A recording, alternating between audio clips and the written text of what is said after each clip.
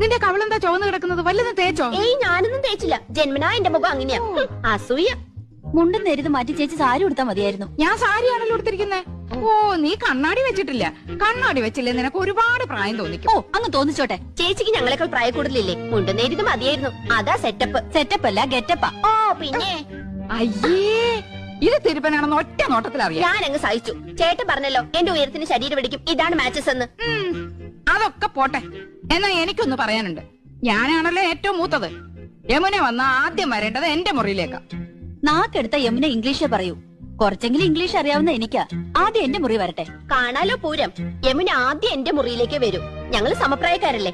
ഭാഗ്യദോഷത്തിന് ഞാൻ സിനിമാ നടിയായില്ലെന്നുള്ള കാര്യം യമുനയ്ക്ക് അറിയാം. അത് ശരി. ഇതെന്താണ്? എവിടുന്നാ ചേച്ചി? എന്റെ കൂട്ടുകാരി ഭവാനിയുടെ അടുത്തുനിന്ന് കടം വാങ്ങിച്ചതാ. ഇതൊന്ന് കെട്ടിത്തന്നേ. എന്റെ പൊന്നും